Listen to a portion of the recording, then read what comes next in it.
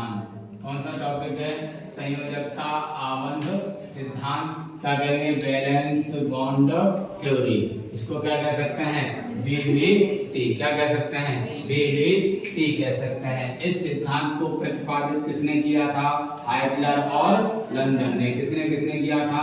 हाइटलर और लंदन ने किया था। और कब किया था? 1927 में। कब किया था? 1927 में किया था। बाद में संशोधन करके किसने?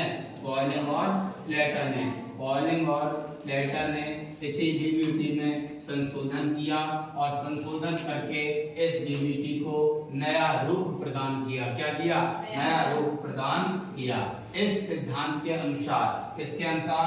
डीबीटी के अनुसार, यानी कि इस सिद्धांत के अनुसार बच्चों सबसे पहले हाइटलर और लंदन ने कुछ नियम दिए। तो हाइटलर और लंदन के अनुसार वो बिंदु कौन कौन से हैं उनको पढ़ते हैं। फिर हम बात करेंगे किसके अनुसार?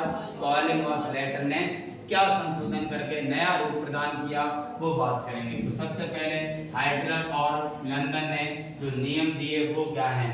तो हाइटलर और लंदन के द्वारा प्रतिपादित किए गए नियम कौन कौन से नियम हैं?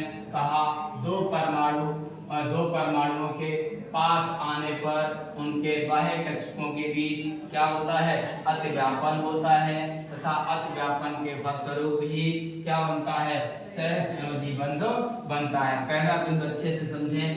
कह रहा है कि जब दो परमाणु पास आते हैं तो उनके बाह्य कक्षकों के बीच क्या होता है? अतिव्यापन होता है। क्या होता है? अतिव्यापन होगा। और जब अतिव्यापन हो जाएगा तब ही क्या बनेगा? सहसंयोजी बंध बनेगा। कौन सा बंध बनेगा? सहसंयोजी बंध बनेगा। फिर दूसरा पॉइंट कह रहा है कि केवल वह कक्षक ही अतिव्यापन में भाग लेते हैं जिनमें क्या उपस्थित हो? अयुग्मित इलेक्ट्रॉन पाए जाते हो। क्या पाए जाते हो? अयुग्मित इलेक्ट्रॉन पाए जाते हो। पहले बिंदु में कहा कि दो परमाणु पास आएंगे तो पास आने पर उनके बाह्य कक्षकों के बीच ही अतिव्यापन होगा। ठीक है ना? और जब अतिव्यापन हो जाएगा तभी क्या बनेगा? तभी बनेगा सहसंयोजी बंध। तो दूसरे पॉइंट में तुरंत ही क्या कहता है? केवल वह कक्षक ही अतिव्यापन में भाग लेते हैं जिनमें अयुग्मित इलेक्ट्रॉन पाए जाते हैं। ठीक है ना? तीसरे पॉइंट में कहा कि अयुग्मित इलेक्ट्रॉन कक्षकों का अतिव्यापन तभी संभव है। क्या? कि अयुग्मित इलेक्ट्रॉन कक्षकों का अतिव्यापन तभी संभव है जब उनमें विपरीत चक्रण युक्त अयुग्मित इलेक्ट्रॉन उपस्थित हों। अगर मान लीजिएगा उसमें विपरीत चक्रण युक्त इलेक्ट्रॉन उपस्थित ही ना हो तो क्या वह अतिव्यापन करेगा? नहीं करेगा। तुरंत तीसरे पॉइंट में कह रहा है कि अयुग्मित इलेक्ट्रॉन कक्षकों का अतिव्यापन तभी संभव होगा जब उनमें विपरीत चक्र के अयुग्मित इलेक्ट्रॉन हो। ठीक है ना? अगर विपरीत चक्र के अयुग्मित इलेक्ट्रॉन नहीं होंगे तो वह अतिव्यापन भी नहीं करेगा। ठीक है ना? अब चौथे पॉइंट में कहता है ये तीनों शर्तें कंप्लीट करेगा तब जाके दोनों परमाणु क्या करेंगे? क्रिया। तो क्या कह रहा है कि जब क्रिया करने वाले परमाणुओं की विपरीत चक्रों के अयुग्मित इलेक्ट्रॉन युक्त कक्षक परस्पर क्या करेंगे? अतिव्यापन करेंगे। तो अतिव्यापन करने पर दोनों परमाणुओं के अयुग्मित इलेक्ट्रॉन के चक्रण क्या हो जाएंगे? एक दूसरे से क्या हो जाएंगे? उदासीन हो जाते हैं। और उदासीन हो जाएंगे तो दोनों परमाणुओं के अयुग्मित इलेक्ट्रॉनों के कक्षक के मध्य क्या उत्पन्न हो जाएगा? आकर्षण। आकर्षण के फलस्वरूप दोनों के बीच में क्या होगा? आकर्षण होगा। और आकर्षण के फलस्वरूप क्या निकलेगी? ऊर्जा निकलेगी। क्या निकलेगी? ऊर्जा निकलेगी। और जब ऊर्जा निकलेगी तो कैसी संरचना प्राप्त हो जाएगी? हमें स्थायी संरचना प्राप्त हो जाएगी। ठीक है ना? दोनों परमाणु जब क्रिया करेंगे विपरीत चक्र वाले इलेक्ट्रॉनों के साथ तो वो एक दूसरे को क्या कर देंगे? उदासीन कर देंगे। और उदासीन करने पर होगा क्या? वह उन दोनों के मध्य में आकर्षण उत्पन्न होगा और आकर्षण के कारण उसमें क्या निकलेगी? ऊर्जा उत्पन्न होगी। और ऊर्जा उत्पन्न होने के फलस्वरूप भी वह स्थायी संरचना प्राप्त कर लेगा। फिर क्या कहता है कि दो कक्षकों के अतिव्यापन के फलस्वरूप एक नए बंध कक्षक यानी कि बॉन्ड ऑर्बिटल का निर्माण होता है, ठीक है ना। और क्या कह रहे हैं, तथा इलेक्ट्रॉन के पाए जाने की प्रायिकता इसी बंध कक्षक बॉन्ड ऑर्बिटल में अधिकतम होती है। क्या होती है, प्रायिकता सबसे अधिक कहाँ होगी, जहां पर बंध कक्षक होंगे वहीं पर इलेक्ट्रॉनों के पाए जाने की संभावना अर्थात इलेक्ट्रॉनों की प्रायिकता अधिक होगी।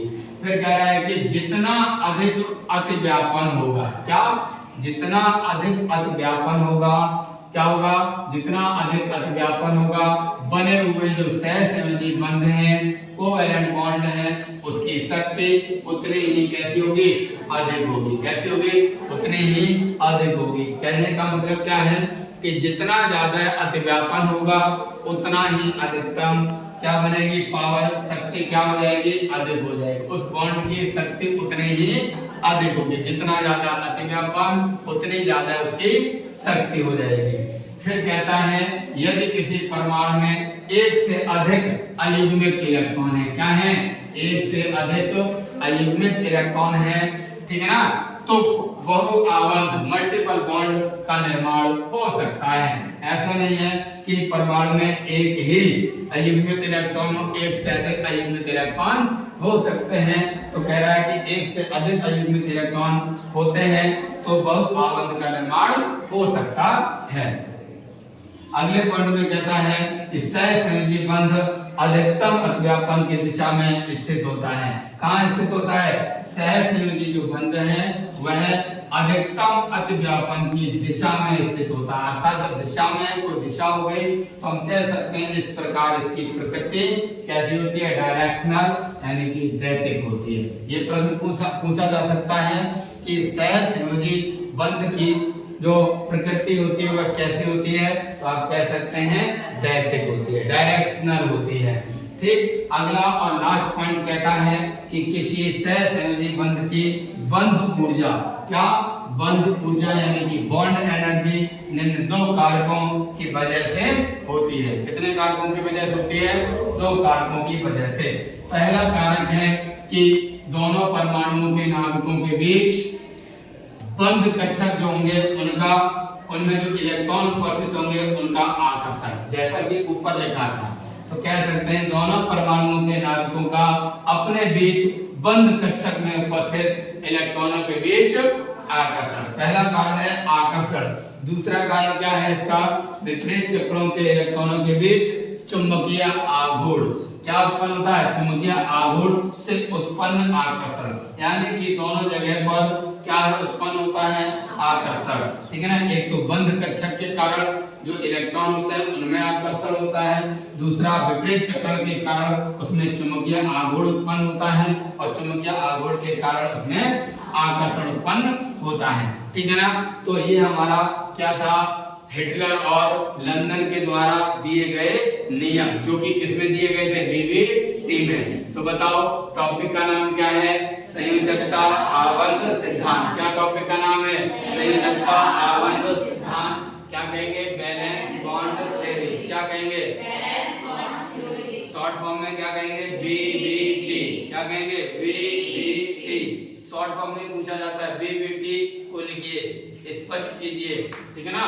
तो बीवीटी को सर्वप्रथम किसने दिया था, हिटलर और लंदन ने। किसने दिया था, हिटलर और लंदन ने। कब दिया था, 1927 में। बाद में कौन है, पॉलिंग और स्लेटर ने इसमें क्या किया, संशोधन किया और संशोधन करने के बाद इसका नया रूप प्रतिपादित किया।